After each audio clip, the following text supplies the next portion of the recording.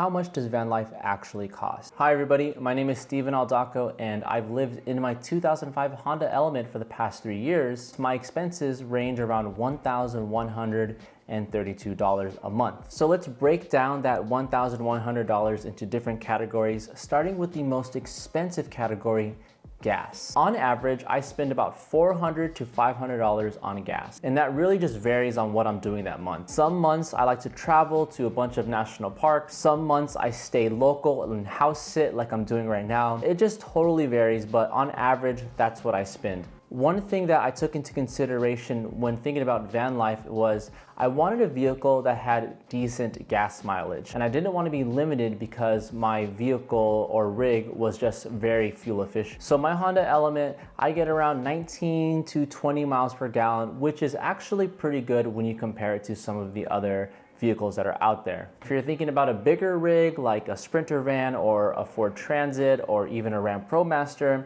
you might be looking around the 12 to 14 miles per gallon, just depending on how heavy your rig is and what variation of those rigs you get. Next biggest expense is food. Now, unfortunately, I spend a lot of money eating out, and that's because it's just a pain in the butt to cook while you're living inside of a van or a vehicle. I spent $229 eating out, and then I spent an additional $217 in groceries. That brings my total to around $450 or so.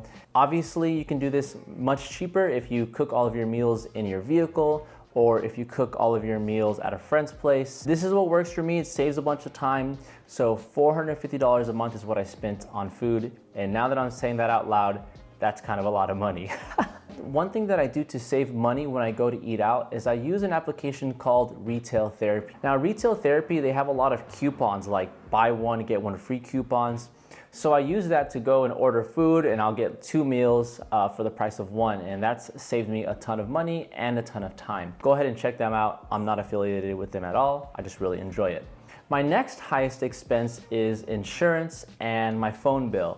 So I pay about $100 for my phone bill, and that includes the cost of the phone that I'm paying monthly for, and then just the cost of the service. I pay extra for my cell phone because I need to have the hotspot so I can access the internet when I'm traveling on the road. The service that I use is AT&T, and I get 30 gigabytes of hotspot data, and then I get unlimited data with the phone. I've been actually really happy with this service, and it works really well, but I also supplement it by using the internet at like Starbucks or coffee shops, so I don't use up all that data all at once, and I just save it for when I absolutely need it. Speaking of coffee, I have somewhat of a coffee addiction, and I really enjoy hanging out in coffee shops and working on these videos, and it's just a nice place to escape from the heat if it's a really hot day. So I spend a lot of money on coffee. I spent $57 a month on coffee shops, and I like it because I get to go in, I get to really like focus in on my work, I get to escape the heat. I usually use applications like Starbucks to give you like rewards and stuff. I spent $57 on coffee. I never said I was a financial guru, that's for sure. Of course, you can save a ton of money by making your own coffee at home.